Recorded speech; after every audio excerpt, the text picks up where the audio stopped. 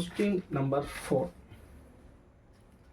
Question number 4 என்ன சொல்லுதுன்னா, அதாவது law of conservation of linear momentum proof பண்ண சொல்லுது. அதாவது state and prove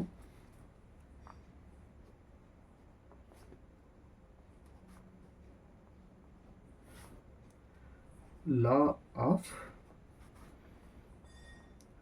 conservation of linear momentum. So அதிலே கொடுத்துட்டாங்க state the law and the prove the law அப்படின்னு. ஸோ அப்போ நம்ம என்ன பண்ணணும்னா முதல்ல ஸ்டேட்மெண்ட் எழுதிக்கிறோம். கன்சர்வேஷன் ஆஃப் லீனியர் மொமெண்டத்தோட ஸ்டேட்மெண்ட் என்ன அப்படின்னா, there is no change in linear momentum in system of body as long as there is no external force acted upon them அப்படிங்கிறது ஸ்டேட்மெண்ட். சார் இந்த ஸ்டேட்மெண்ட்டு கொஞ்சம் புதுசாக பெருசாக இருக்குது சார் அப்படின்னு யோசித்தோம் அப்படின்னா, நம்ம 2 மார்க்கில் எழுதுகிற மாதிரி ஒன்று எழுதிக்கலாம். எப்படின்னா, இன் தி ஆப்சன்ஸ் எக்ஸ்டர்னல் ஃபோர்ஸ் இல்லை இந்த ஆப்சன்ஸ் ஆஃப் எக்ஸ்டர்னல் ஃபோர்ஸுங்கிறது எனக்கு அக்செப்டபுளாக இல்லை சார் அப்படின்னா,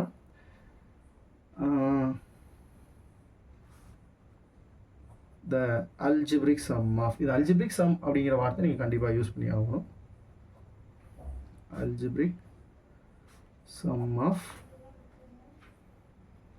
momentum before collision is equal to the algebraic sum of momentum after collision when there is no external force. அதாவது இந்த ஆப்சன்ஸ் ஆஃப் எக்ஸ்டர்னல் ஃபோர்ஸ்னு எனக்கு எழுத விருப்பம் இல்லை சார், எழுத பிடிக்கலை அப்படின்னீங்கன்னா அதுக்கு லாஸ்ட்டாக நோ எக்ஸ்டர்னல் ஃபோர்ஸ் அப்படின்னு ஈஸியாக நம்ம எழுதிக்கலாம். when the algebraic sum of momentum before collision is equal to the algebraic sum of momentum after collision when there is no external force. இதுதான் வந்து statement for law of conservation of linear momentum. So இதை proof பண்ணதுக்கு உங்களுக்கு வந்து இதில் ஒரு diagram கொடுத்துருக்காங்க. So இந்த டயக்ராமில் என்ன சொல்லியிருக்காங்க அப்படின்னா, ஏ அப்படிங்கிறது ஒரு மாஸ், அதை நம்ம M1 அப்படின்னு வச்சுக்குவோம். பி அப்படிங்கிறது வந்து ஆக்சுவலாக ஒரு சின்ன மாஸ்ன்னு வச்சுக்குவோம், அது வந்து M2. ரெண்டோட இனிஷியல் வெலாசிட்டி வந்து ஒன்றுக்கு U1 இன்னொன்றுக்கு U2. ஒரு லாரியும் ஒரு காரும் இடிக்க போகுது. கார் முன்னாடி போயிட்டுருக்கு, லாரி பின்னாடி வந்துக்கிட்டு இருக்கு. காரை விட லாரி கொஞ்சம் வேகமாக வருதுன்னு வச்சுக்கோம். ஸோ என்ன ஆகும்னா ரெண்டும் ஒரு கட்டத்தில் ஒன்றுக்கு ஒன்று இடிச்சிக்கும், ஏ பி. ஸோ என்ன ஆகும் அப்படின்னா, எஃப்ஏ அப்படிங்கிற ஃபோர்ஸை லாரி கார் மேலே கொடுக்கும், அதாவது மாஸ் ஏ வந்து மாஸ் பி மேலே கொடுக்கும்.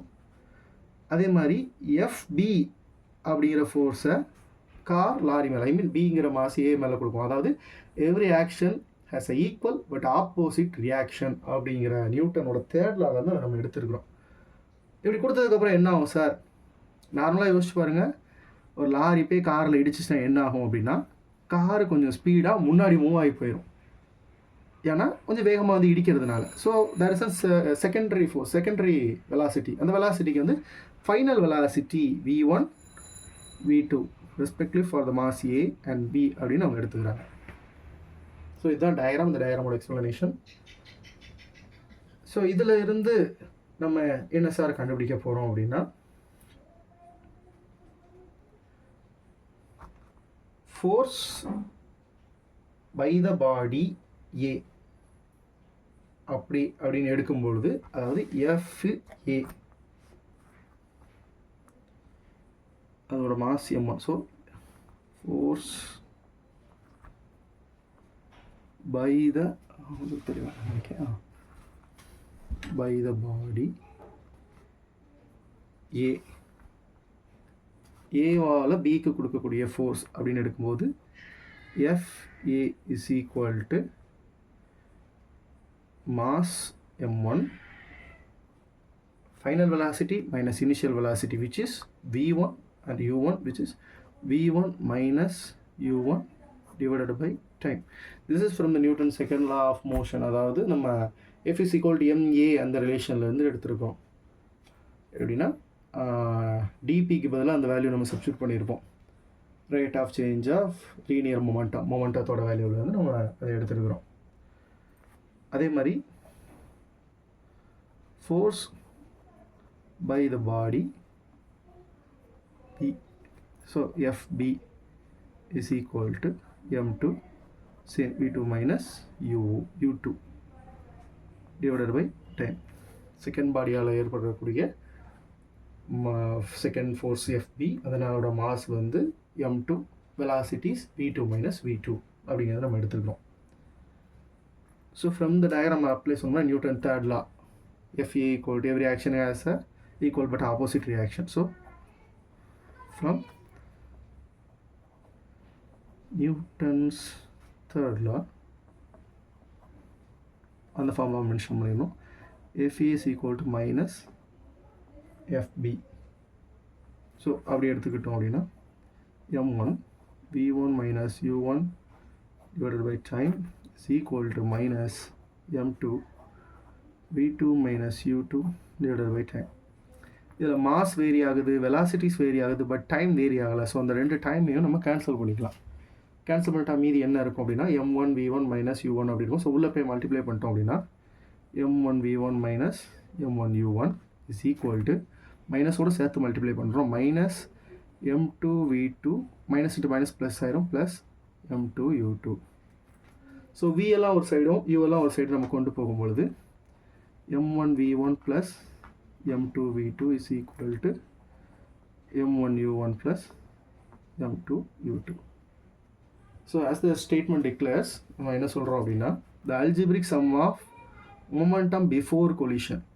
கொலிஷனுக்கு முன்னாடி உள்ள மொமெண்டம் எப்படின்னா mass m1 mass m2 initial velocity u1 initial velocity u2. So momentum before collision is equal to the algebraic sum of momentum after collision. ஏன்னா இது வந்து ஃபைனல் வெலாசிட்டிஸில் வந்து வர்றதுனால momentum after collision. ஸோ இதுதான் நம்மளுக்கு ப்ரூஃபாக இருக்கும். That's proof. இவ்வளோ எழுதினால் போதுமானது. இதுவே சிறப்பாக அமையும். நம்மளோட ஸ்டேட்மெண்ட் கிளியராக இருக்கணும்.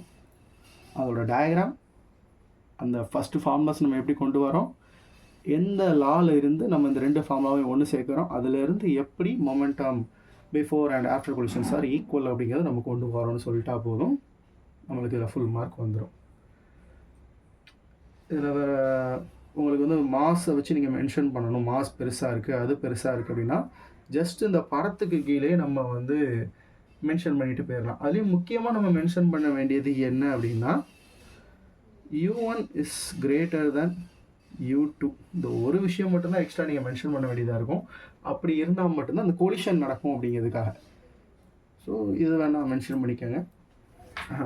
மோஸ்ட்லி யாரும் கேர் பண்ண மாட்டாங்கன்னு நான் நம்புகிறேன். ஸோ நெக்ஸ்ட் கொஸ்டின் நம்ம பார்த்தோம் அப்படின்னா நெக்ஸ்ட் கொஸ்டின் வந்து ராக்கெட் ப்ரொபல்ஷன்.